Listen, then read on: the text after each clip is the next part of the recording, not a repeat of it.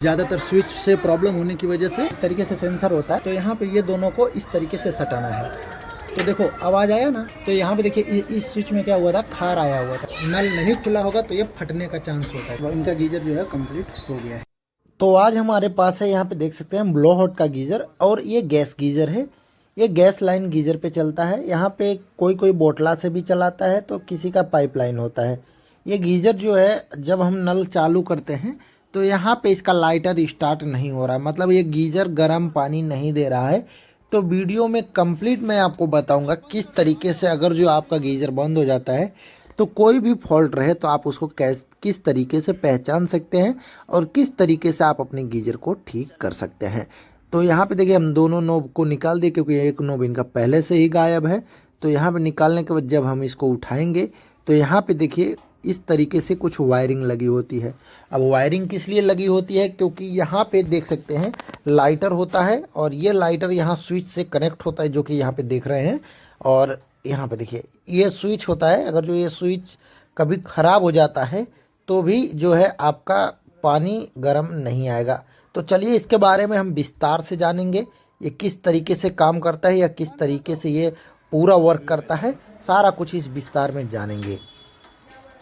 कभी आपका गीजर नहीं चालू हो रहा है तो यहाँ पे जो है ना, ये दोनों है ना, जब देखो यहाँ पे ये जो दोनों है ये स्विच में आया रहता है, ठीक है ना, ये स्विच में। अगर जो आपका गीजर फिर भी चालू नहीं हो रहा है तो यहाँ से क्या है, यहाँ से ये स्विच को निकाल के यहाँ से डायरेक्ट कर लेना, क्योंकि ज़्यादातर स्विच से प्रॉब्लम होने की वजह से ये दोनों कनेक्शन सटता नहीं है, जिसकी वजह से नहीं ऑन होता है। तो चलिए अगर जो यहाँ पे ये स्विच से अगर जो यहाँ पे लगा है, इसको स्विच को डायरेक्ट करने के बाद भी आपका चालू नहीं हो रहा है लाइटर, गीजर गर्म पानी नहीं दे रहा है, तो आपको क्या करना है, इसको निकालना है। यहाँ पे देखो ये पाइप में सेंसर कनेक्ट होता है ना, ये वाला, यहाँ पे देखो इस तरीके से सेंसर होता है, इसको हम स्विच भी बोलते हैं। ये हाई प्रेशर है, हाई प्रेशर वाला है, तो यहाँ पे इस तरीके से स्विच होता है। नहीं तो यहाँ पे पाइप में एक सेंसर लगा होता है। वो सेंसर क्या कर रहता है कि मैग्नेट होता है, तो मैग्नेट बताता है इसको कि हाँ आप गीजर चालू करो, पानी आना अंदर स्टार्ट हो गया।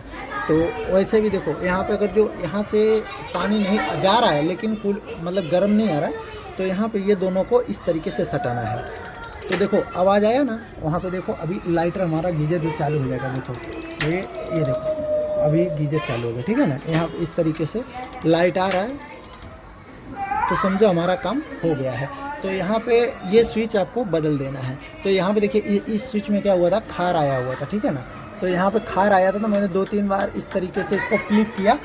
यहाँ पे देखो इस तरीके से फ्लिप किया ना, तो ये रेडी हो गया, ठीक। तो अभी वापस से बता रहा हूँ मैं।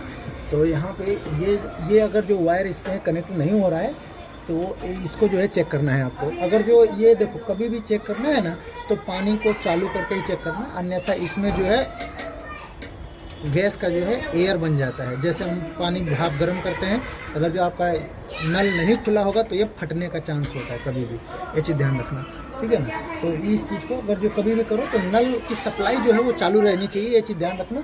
नल की सप्लाई चालू रखोगे तो यहाँ से इस तरीके से टच करना, तो लाइटर की आवाज़ आए तो गैस आपका चालू हो जाएगा।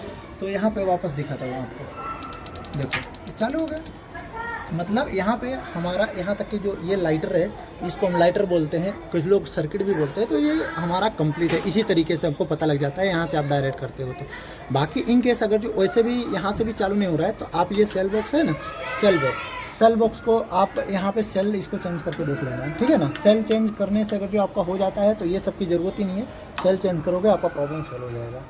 और अब जो इसमें प्रॉब्लम था, ये जो है इसके अंदर चिपक गया था, ये उड़ तो रहा था लेकिन ये जो है इसके अंदर लाइटर नहीं चालू कर रहा था। तो चलिए यहाँ पे एक बार वापस से इसको लगाते हैं और जाओ पानी चालू करके आओ, देखते हैं कि उठ रहा है नहीं उठ रहा है, हमारा गीजर चालू होता है कि नहीं होता है।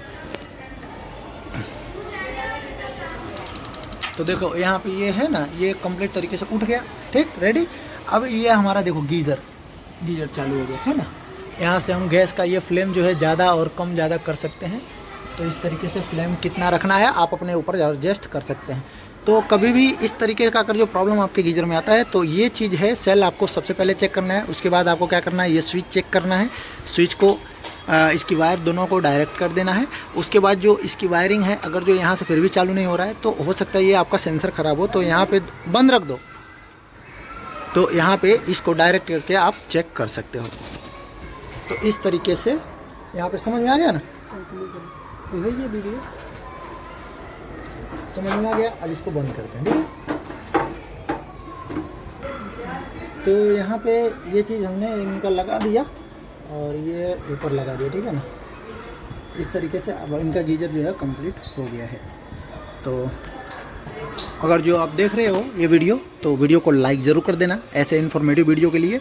और किसी भी इलेक्ट्रिक वस्तु के लिए जैसे AC, fridge, washing machine, geyser के लिए हमारे चैनल को सब्सक्राइब कर दो, ताकि आपको आने वाला वीडियो आपको तुरंत पता लगे किस तरीके से रिपेयरिंग की जाती है। मिलते हैं किसी नए वीडियो में।